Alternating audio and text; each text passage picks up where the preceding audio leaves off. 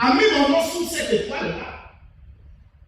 Et c'est pourquoi j'ai passé cela sous silence. Voyez? Parce que je ne pense pas. Bon, maintenant, je vais être aussi honnête que possible. Je ne pense pas que j'ai quelque chose à voir avec ce messager. C'est Branham, hein? Il veut être le plus honnête que possible. Donc, en toute honnêteté, Branham me dit, je ne pense pas avoir quelque chose à voir avec ce messager. Donc, Branham se retire. Il dit, vous voyez, c'est juste.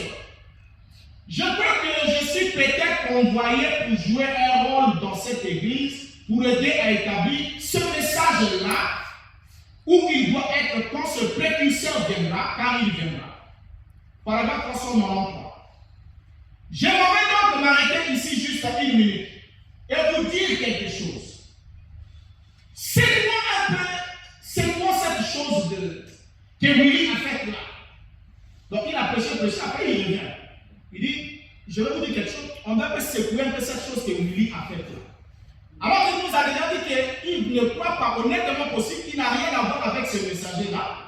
Il croit qu'il est juste venu pour permettre, préparer l'établissement du message de ce messager-là. Mais ici, il retient, il dit, c'est quoi cette chose que Willy a faite là? Et alors, supposons donc que ce soit juste. Hein? Et bandit m'a dit. Hein? Bon, supposons donc que ce soit juste. Qu'est-ce qu'on va supposer? Que comme on a et c'est que les ala, supposons donc que ce soit juste. Il continue. Supposons simplement que ce soit juste. Je ne peux pas dire cela, frère. Donc quand il a dit supposons donc que ce soit juste, je ne peux pas dire cela, frère. Vous comprenez? Regardez comment il va. Je ne peux pas dire cela, frère. Ce sera prétentieux. Hein? Donc si je dis que c'est juste, ce sera prétentieux. Il dit cela, je ne pourrais pas. Même si je croyais cela, je ne le dirais pas. Donc même si je croyais que c'est mon nom qui peut être là, je ne vais pas le dire. Il dit, voyez, si quelqu'un d'autre le dit, là c'est lui. Ah, donc si quelqu'un d'autre le dit, que c'est moi qui dois être au 7e position là, là c'est lui. N'est-ce pas surprenant d'entendre un homme parler ainsi alors qu'il devrait être clair et précis? C'est son enseignement à lui.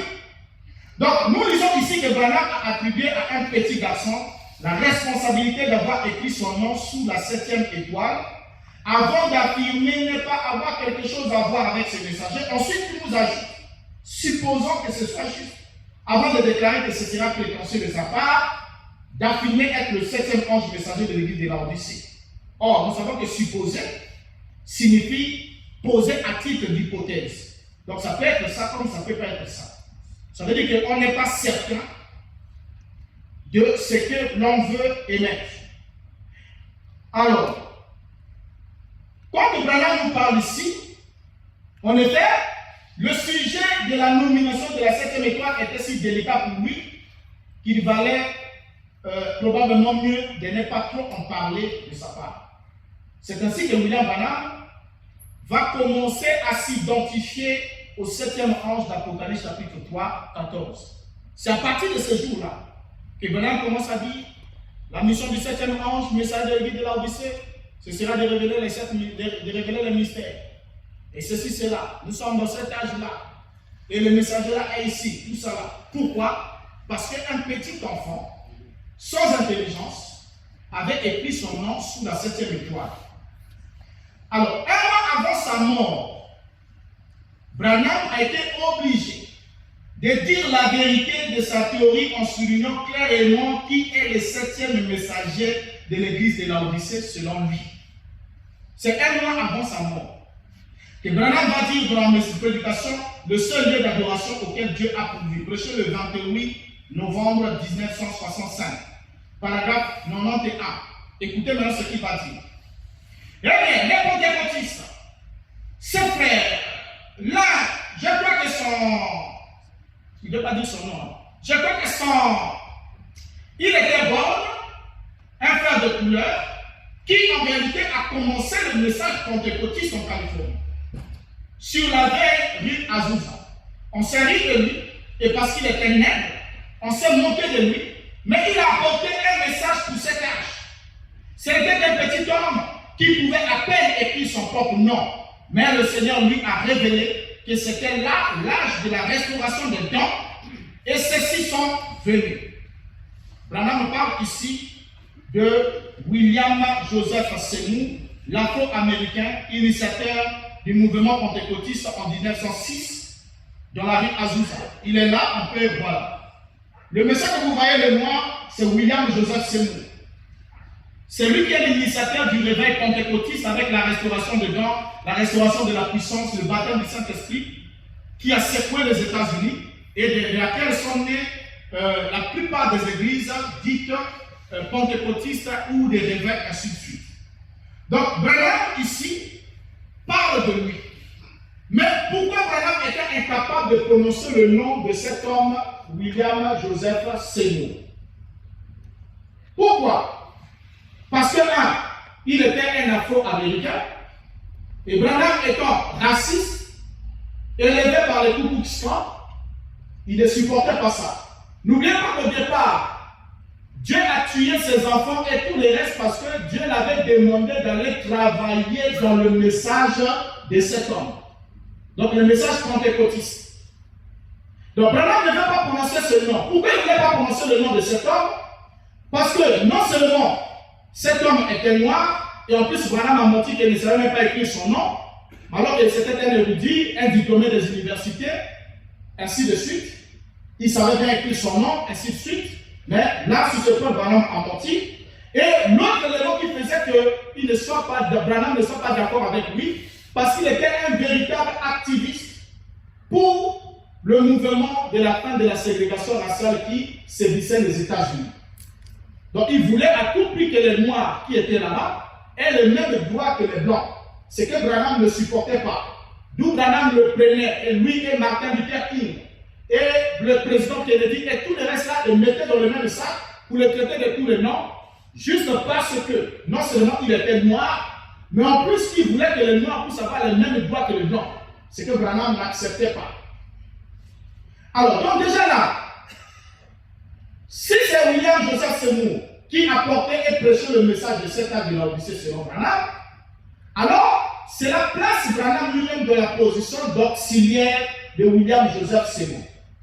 Selon sa propre théorie, Branham dit que dans un âge donné, il y a un seul messager qui vient dans l'âge avec un message, et ensuite, à partir de ce messager, la lumière se répand dans le ministère des autres hommes qui ont été fidèlement enseignés.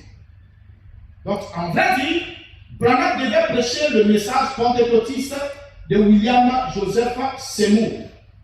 Or, lorsque Branham prêche son message, même dans l'exposé des 7 âges de l'Église, au chapitre 9, page 315, Branham dit: or, l'âge dans lequel nous vivons maintenant sera très court.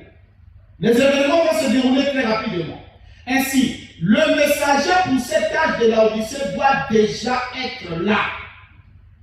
Comme Branham le dit en 1965, Branham ici suppose la venue d'un messager futur pour l'âge de l'Odyssée, alors que William Joseph Seymour était déjà dans la tombe depuis 40 ans, comme Branham est en train de prêcher. En effet, William Joseph Seymour est né le 2 mai 1870 à Centerville, une localité de la paroisse de Saint-Marie en Louisiane, aux États-Unis, et il est mort le 28 septembre 1922 à Los Angeles. Il fut le premier pasteur pentecôtiste et un défenseur de l'égalité raciale. Vous pouvez vous renseigner, vous aurez cette information. Et Branham ne le supportait pas à cet effet. Premier pasteur pentecôtiste et défenseur de l'égalité raciale. Donc Branham ment ici, aussi en disant que cet Afro-Américain ne savait pas écrire son propre nom, alors que cet homme avait fréquenté et était même détenteur d'un diplôme universitaire et un diplôme de théologie. Comment quelqu'un qui a un diplôme de théologie, il ne sait même pas écrire son nom, c'est totalement faux.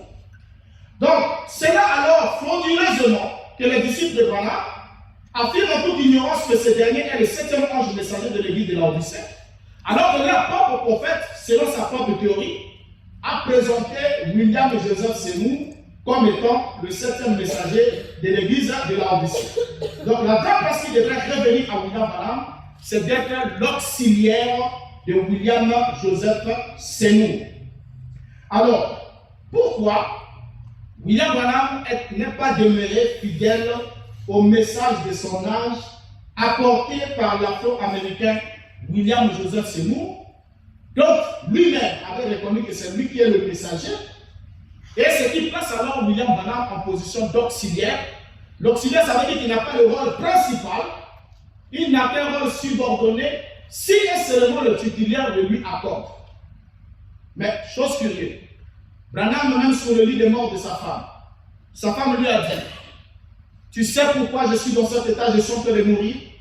C'est parce que tu as refusé de répondre à l'appel de Dieu, d'aller rejoindre les pentecôtistes et de prêcher le message. Il dit: j'ai été au ciel, j'ai vu le Seigneur. Mais c'est quand tu as commencé à pleurer que je suis revenu un peu vers toi. Mais je vais te dire que promets-moi, jusqu'à ce que tu quittes la terre, tu prêcheras le message pentecôtiste. Il dit à Branham: promets-moi. Branham dit: je te le promets. Il dit: promets-moi que tu élèveras mes enfants dans ce message. Parce que ces gens-là ont la vérité. Ils ont la vérité. Nous n'aurons pas dû écouter maman. Branham dit: je te le promets. La femme dit: promets-moi que tu prêcheras le baptême du Saint-Esprit. Branham dit: je te le promets. Mais la femme meurt. Mais Branham n'a pas prêché le baptême du Saint-Esprit. Il ne l'a pas prêché. Il est allé s'aventurer, il a pris des enseignements maçonniques, ésotériques, et beaucoup de trucs qu'il a mélangés. Donc lui, il amassait tout ce qui vient dans l'esprit, il vient, il enseigne. De telle sorte que vous l'entendez pour lui dire une chose et son contraire, il va dans tout le sens à la fois. Et ce qui a laissé alors une cour de Babel, une confusion où chaque tabernacle a une certaine orientation, une certaine lecture. Selon la promesse qu'il a faite à sa femme, Branham s'est mis à canarder sur le baptême du Saint-Esprit. Et dans les 4 derniers sermons de sa vie, Branham a blasphémé sévèrement contre le baptême du Saint-Esprit. Il pouvait déclarer: le baptême du Saint-Esprit ne vous sauve pas. Ça n'a rien à voir avec votre âme. Vous pouvez être baptisé du Saint-Esprit à chaque heure de votre vie et aller en enfer. Et quand Branham l'a fait, le 4 décembre 65, il a fait encore le 5 décembre 65, il a fait encore le 6 décembre 65, il a fait encore le 7 décembre 65. Et ensuite, le 11 décembre, il a prêché un message qu'on appelle la communion. Et le 24, pendant qu'il était sur la route, il va faire un accident mortel. Dieu va le briser. Or, le Seigneur est clair, le blasphème contre le Saint-Esprit ne sera jamais pardonné. Et Branham est mort en qualité de blasphémateur du Saint-Esprit. Et ce qui fait que son âme, nous pouvons le dire clairement, le Seigneur l'a dit, c'est un péché qui ne sera ni pardonné dans ce siècle ni dans le siècle à venir, parce que le Saint-Esprit qui est le sceau même de la rédemption, et Branham l'invalide, et Branham nous rend inefficace. Branham dit qu'il est sans effet, que vous pouvez l'avoir, même à chaque heure de votre vie, vous êtes baptisé du Saint-Esprit, et après vous terminez avec ça en enfer. Alors comprenez déjà là que Branham était tout, sauf celui que ces gens disent de lui qu'il est. Que le Seigneur vous bénisse.